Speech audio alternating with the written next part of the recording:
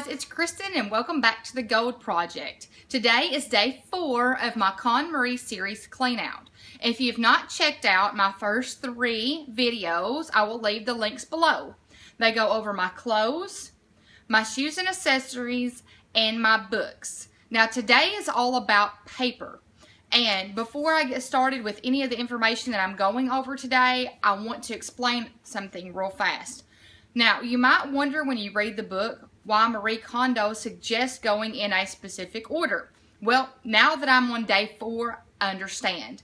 The further along you get on this process, the harder it gets to get rid of things. You know, clothes was real easy. I don't really have a big sentimental attachment to clothing.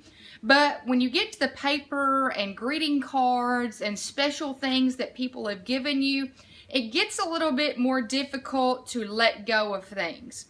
So I know from this day forward, it's going to get even harder. So I'm trying to take this process one day at a time. Today's video is going to be broken up into 3 different parts. The first part is going to be over greeting cards and any paperwork that I've been keeping in tubs in my playroom closet. Part 2 will be over anything in my filing cabinet and any type of financial documents. And then part 3 will be over my warranties and manuals. So, I've read the book and I'm pretty well sticking to the information that she has given in her book today. There's not going to be any special organizing tricks or anything different than what she suggests. So, without further ado, let's get to part 1.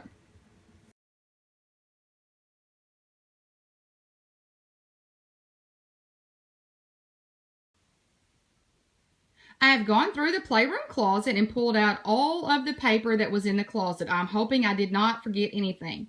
But I have pulled out 1 large tub of paper, and then I have 4 small tubs of paper. And just from first glance, it looks like a lot of cards and coupons and some miscellaneous things that I should have filed when I got them, but I guess I was too lazy to do that. Now, to help me with the process, I have also moved a trash can and a shredder in here beside me where I will be working. So I don't have to get up in the middle of going through papers to throw something away or shred something.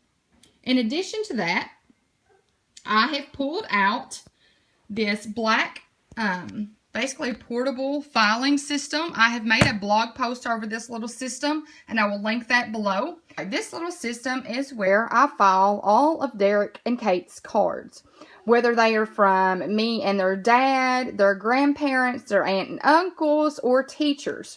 So the blue at the back is Derek, and the red at the front is Kate. All of the files have the year on them. And what I do is I will take the card, I will make sure that the card has a date on the back or somewhere on the card, and if it does not, I will write it in there. So I wrote 2012, and you can tell it's her 3rd birthday card, so that will go in the 2012 folder. So just in case it gets misplaced, it has the year on it, so I quickly know where to put it back. So this is for Derek and Kate. Now, Nathan and I have a different system for our cards, and I will share that with you at the end. So, let's get to organizing and shredding and throwing away all of this paper.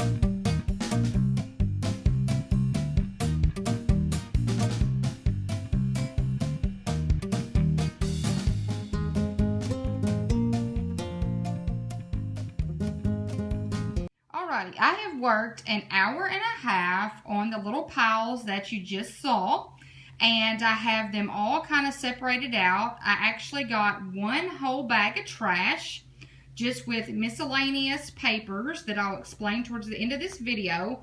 And then I have all of the rest of the stuff separated out.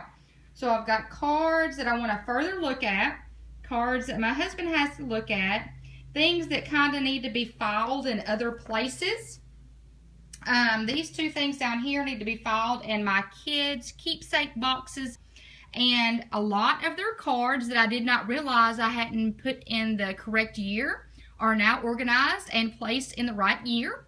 And then, if you follow me on Instagram, you may have seen this picture already, but I am a hoarder.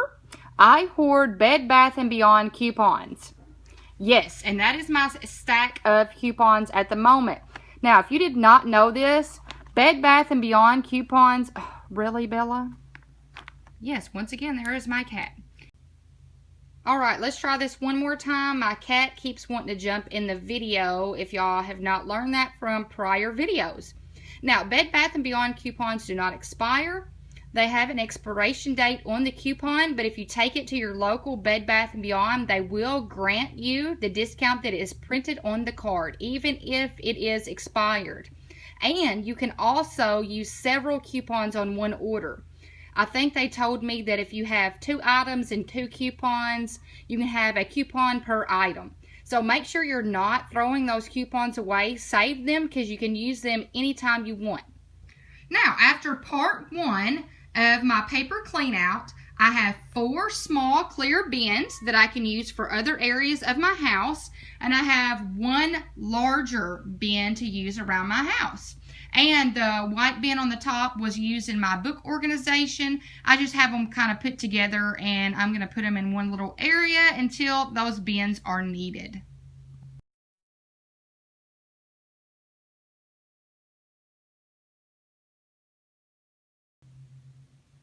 Part 2 of my paper clean out is going to involve this clear bucket full of papers. I think it's like old credit card receipts and old like cell phone bills and stuff that I was going to keep in the attic. But after reading the book, I think I might need to go through and see if I actually need to keep all of those.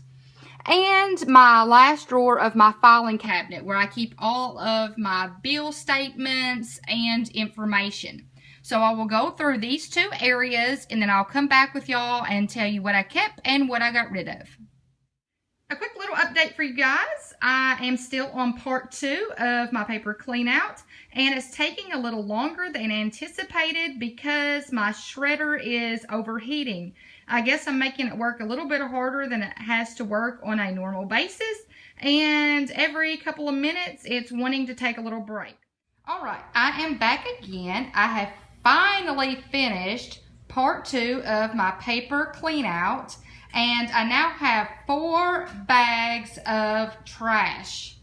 Now, it took me a lot longer to do this part 2 because my shredder kept overheating, and I'd have to give it about 20 minutes a time to cool off and get ready to go again. So this is taking a lot longer than I had anticipated. Here is a look at the 2014 documents that I'm going to place in the attic. Now, before I cleaned out the little box, the whole thing was full, and I've gone through and gotten rid of about half of the papers that were in here. Now, the ones that are left, I kept anything that dealt with my home or the previous home that we had owned, and also medical bills from 2014, you know, EOBs and actual bills from hospitals and doctors, because I might need to go back and reference those throughout the year. Now, the things that I did get rid of were old pay stubs, old pay slips. You know, if you go in and pay a bill and you get a little receipt, if it had cleared the bank, I threw it away because we do a lot of online bill payment and banking. So there was really no sense in keeping that. Anything that dealt with bills or credit card statements, all of those things got shredded and placed in one of these 4 garbage bags. I also went through my filing cabinet. I'm going to keep all of the folders in the filing cabinet, but I have decided I'm going to try a different method. Instead of keeping everything for a solid year, what I'm going to do is from month to month, I'm going to shred the documents that are in each folder. So for instance, let's say that Target. Let's say I've got a bill this month and I pay it. I will stick the pay stub and the actual bill in this file folder until next month. Now, when next month rolls around, if I get another bill, I will take the previous bill out and shred it after it has cleared my bank and after my payment has been applied to my Target card.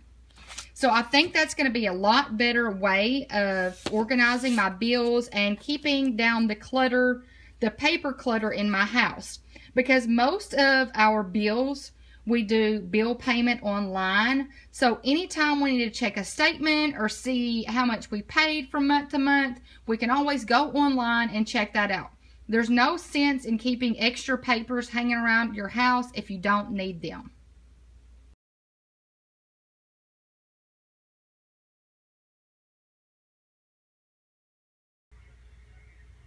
The next paper section that Marie Kondo suggests that you go through are your manuals and warranties.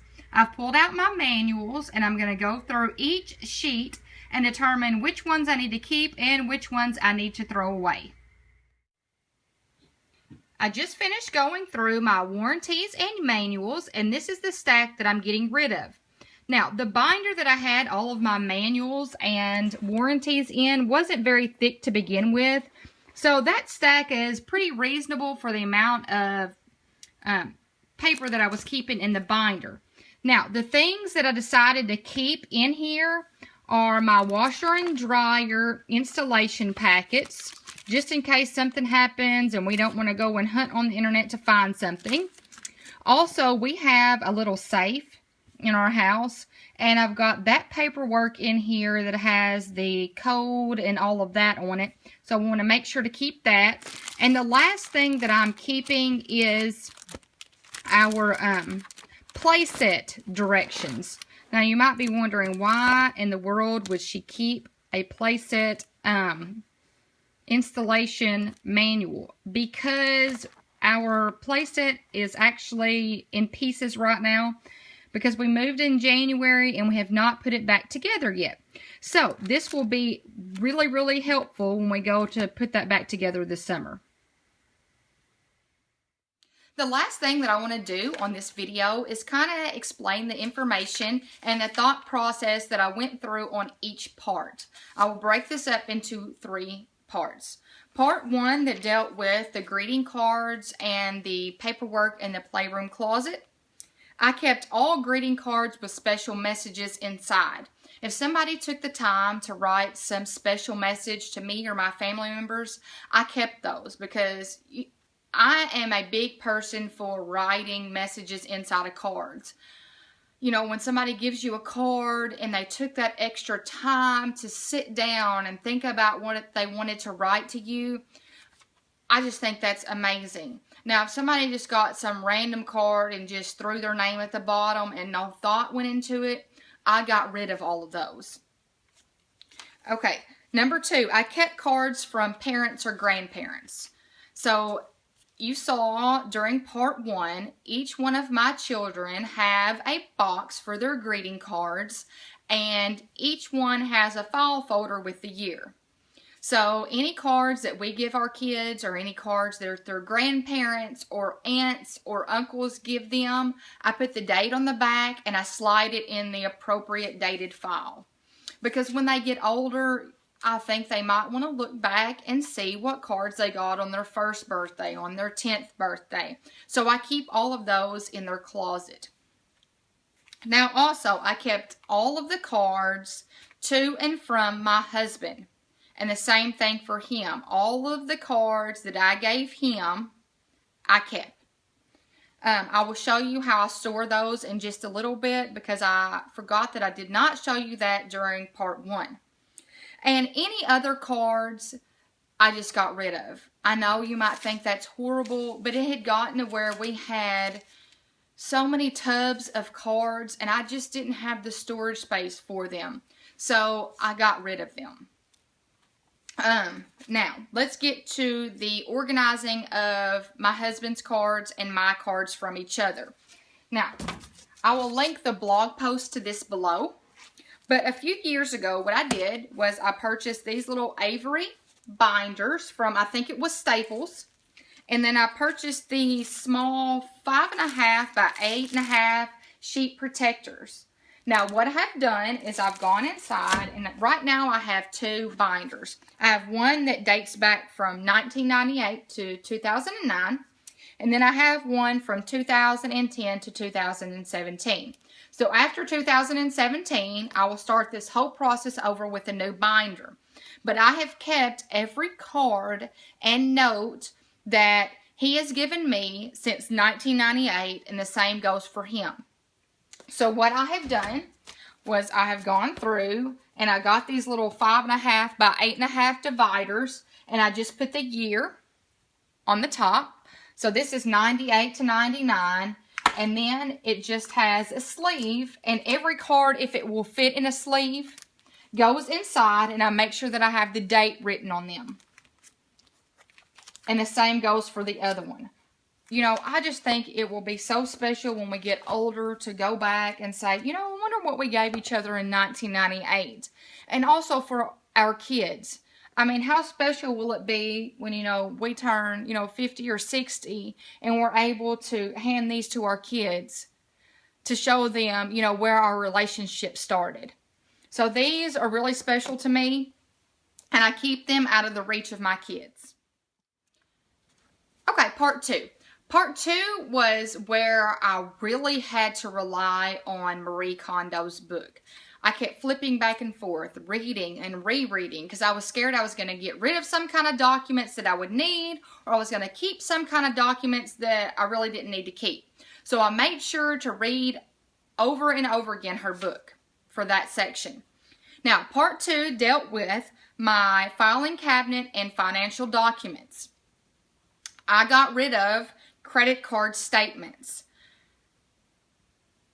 old checkbooks and registers, pay stubs, so from work. Any stub that I got from work that said how much I got paid, I got rid of those. And pay slips. When I say pay slips, I mean I go and pay a bill and they give me a slip showing that I paid it. Now, my husband and I do a lot of online banking. So I found myself wondering, why am I keeping all of these statements after they clear my bank and after they have cleared the account? Why am I keeping it in the filing cabinet if I can just go online and look up that information? So I've decided to create a little system.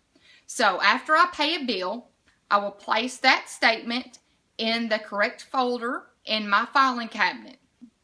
Then once the next month comes around and I pay those bills again, and the previous month's bill has been paid and it's cleared the bank, I will shred that document. So I'm going to work my filing cabinet on a month-to-month basis. Once it clears the bank, once it clears my account, there's really no sense in me keeping those documents because I can look them up online. So it's just creating more paper clutter when I keep those. So those are all the things that I got rid of. Now, the things that I did keep, you probably saw my 2014 bin. At the beginning, it had all of the credit card statements, the pay stubs, everything in it. So I pulled all those out and reorganized it, and I got rid of over half of the information that was in that tub. The things that I did keep, though, were last year's medical EOBs, anything that dealt with bills, a medical statement, I kept, because you never know if you need to refer back to those. You know, some hospitals and doctors, they file things a little late, so you could be, they could be overcharging you. It happened to me last year. If I wouldn't have kept all that information from the year before that, I would be charged $600 over what I should have paid. So it's always important to keep those medical bills at least for a year so that you can make sure that you're not being overcharged for something. Also, one other thing that I got rid of was old homework and paperwork. I honestly had documents from college that I didn't need. I didn't even know why I kept it. Why in the world did I keep a paper that I wrote back in 2003 over photosynthesis? I was holding on to those documents for some crazy reason, and I haven't even looked at them. In the past 10 years, I've never gone up there and gone, I really need to look at that report. So I just shredded all of them. I didn't need them. I got rid of them. Part 3 dealt with my warranties and manuals. Basically, I got rid of all of the old manuals that I didn't own those electronics or appliances anymore. And I got rid of any type of manuals that were, that I could look up online. If I can go and look up the manual online, why in the world am I keeping it? I also got rid of warranties that were over a year old. Normally, if a warranty, unless you've purchased some kind of extended warranty, after it's a year old, it's not valid anymore anyways. Now, the things that I did keep were the were the playset instructions, because we've had to move our playset and it has to be put back together. So those instructions are going to be really helpful. And the only other thing I kept were the instructions to our washer and our dryer, because something may malfunction and we may not have enough time to go look it up online. So now all we have to do is run in here and grab our manuals binder, and it's right in there. And that is all for day 4 of my Konmari series clean out. I hope you enjoyed this video. Please give it a thumbs up if you like the cleaning out, organizing type videos, or if you have video suggestions, please leave them in the comments below. I always like to have video suggestions because I honestly write them all down. Now, I hope y'all have a fantastic weekend. Thank you so much for watching this video, and please subscribe if you've not done so. Until next time, bye.